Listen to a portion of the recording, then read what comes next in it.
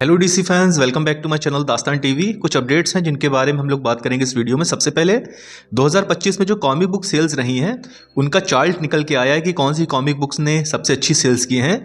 तो गाइज अगर आप लिस्ट को देखेंगे तो डीसी कॉमिक्स ने पूरे तरीके से डोमिनेट किया है, यानी 90 to 95% जो लिस्ट है वो डीसी कॉमिक्स ही डोमिनेट कर रही है। एब्सोल्यूट यूनिवर्स जो रहा है डीसी कॉमिक्स का वो पूरे तरीके से एक्स्ट्रा ऑर्डिनरी रहा है और बहुत अच्छी उसकी सेल्स हुई हैं। और आप देख सकते हैं पूरे तरीके से डीसी कॉमिक्स ने डोमिनेट किया है। और जो इंटरेस्टिंग चीज़ है, नंबर 1 यानी कि टॉप पे आपको मार्वल कॉमिक्स तो दिख रही है, लेकिन वो जो मार्वल कॉमिक है वो दरअसल डेडपूल और बैटमैन का क्रॉसओवर है, यानी उसमें भी डीसी का कैरेक्टर ही मौजूद है। तो डीसी कॉमिक्स गाइज बहुत अच्छा उसका रन रहा है 2025 में। उम्मीद करते हैं इस साल भी डीसी कॉमिक्स ऐसे ही डोमिनेट करे। और जो एब्सोल्यूट यूनिवर्स है वो तो खास करके लोगों को बहुत ज़्यादा पसंद आ रहा है। जो चैनल पे नए हैं उनको मैं बता दूं, एब्सोल्यूट सुपरमैन की जो स्टोरी लाइन है उसके 15 इश्यूज रिलीज हुए हैं और मैंने सभी का हिंदी एक्सप्लेनेशन किया हुआ है। तो अगर आप चैनल पे नए हैं और आपने एक्सप्लेनेशन नहीं देखा हुआ है तो चैनल की प्लेलिस्ट में जाके आप एक्सप्लेनेशन को देख सकते हैं।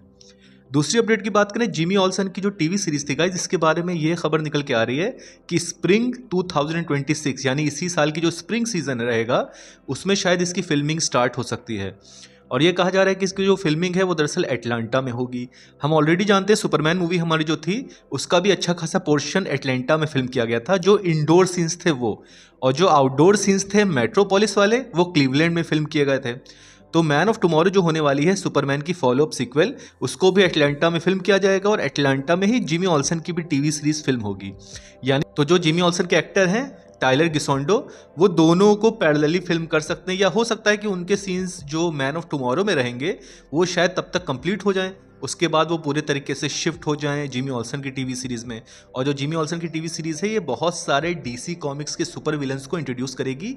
और जैसा कि ऑलरेडी रूमर निकल के आया था, ये जो टीवी सीरीज होने वाली है ये एपिसोडिक वाइज एंथोलॉजी होने वाली है, जिसमें हर एपिसोड में जो जिमी ऑल्सन है वो एक नए डीसी सुपर विलन के बारे में बात करेगा। और ये भी खबर निकल के आ रही थी गोरिल्ला ग्रॉड का भी इंट्रोडक्शन शायद इसी में हो जाए, डार्क साइड का भी थोड़ा सा प्रॉपर इंट्रोडक्शन इसमें हो जाए, उसके बारे में हमको ज़्यादा इन्फॉर्मेशन इसमें मिले।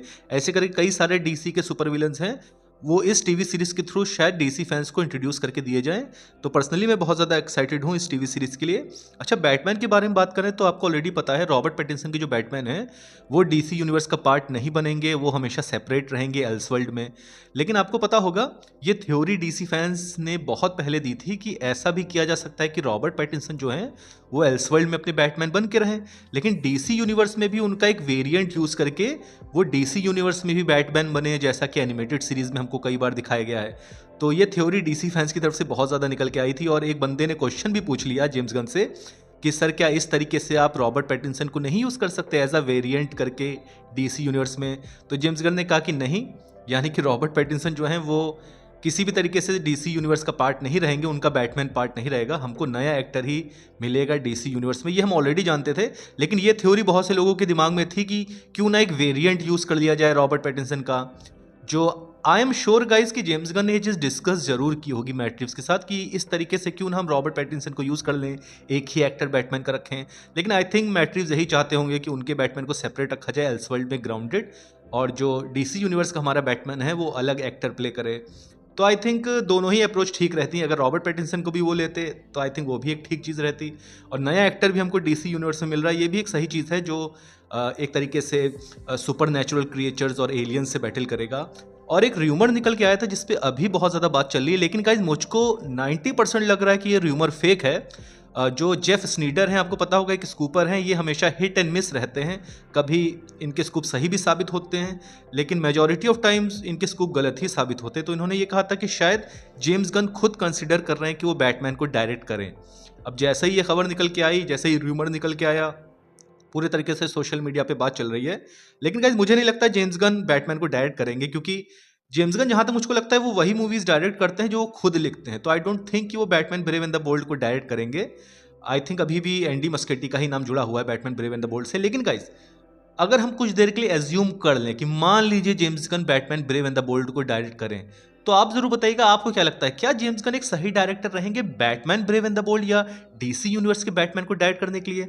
मैं अगर अपना पर्सनल ओपिनियन दूं तो मैं ये चाहूंगा कि जेम्स गन ने जैसे सुपरमैन मूवी को डायरेक्ट किया है, तो जेम्स गन सिर्फ और सिर्फ सुपरमैन के कैरेक्टर को ही पकड़ के चलें डीसी यूनिवर्स में। मैन ऑफ टुमारो जो है उसको वो डायरेक्ट करें, सुपरमैन 3, सुपरमैन 4 जो भी उसके सीक्वल्स आएंगे उसको जेम्स गन ही डायरेक्ट करें, क्योंकि एक डायरेक्टर अगर एक कैरेक्टर को पकड़ के चलेगा तो हमेशा हमें उस डायरेक्टर की वाइब्स उसके हर पार्ट में दिखेंगी। तो इससे गाइज होता क्या है, कंसिस्टेंसी बनी रहेगी। अब जो भी डायरेक्टर बैटमैन को डायरेक्ट करने वाला है, Batman Brave and the Bold को, वो तो मैं चाहूंगा वही डायरेक्टर फिर बैटमैन के भी सीक्वल्स को पकड़ के चले, ताकि उसमें भी हमको एक कंसिस्टेंसी देखे। क्योंकि सेम डायरेक्टर गाइज रहता है, चाहे वो कॉमेडी मूवी बनाए चाहे वो डार्क मूवी बनाए, हमेशा आपको एक वाइब दिखेगी उसमें, एक डायरेक्टर की एक छाप दिखेगी, एक प्रिंट दिखेगी। तो मैं ये चाहूंगा कि जेम्स गन ने अगर सुपरमैन को पकड़ के चल रहे हैं तो वो सुपरमैन पे ही कंसंट्रेट करें, और बैटमैन के लिए कोई अलग डायरेक्टर रहे, चाहे वो एंडी मस्केटी हो चाहे कुछ और हो, लेकिन सेम डायरेक्टर रहे। Batman Brave and the Bold, ये जो रूमर निकल के आए, आई एम श्योर ये 90% चांसेस हैं कि रूमर फेक है।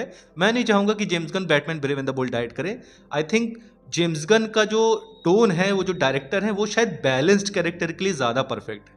आई थिंक सुपरमैन को उन्होंने जो डायरेक्ट किया है, बैटमैन के बजाय आई थिंक वंडर वुमैन के लिए वो ज्यादा बेटर रहेंगे, ऐसा मेरा मानना है। या एक्वामैन जैसा कैरेक्टर, या आप ये मान के चले मार्शन मनहंटर जैसा कैरेक्टर, उसके लिए वो ज़्यादा परफेक्ट रहेंगे in comparison to Batman Brave and the Bold, ऐसा मेरा मानना है। आप भी जरूर कमेंट सेक्शन में जरूर बताइएगा, और डीसी अपडेट्स के लिए मेरे चैनल को सब्सक्राइब करिए। Thank you.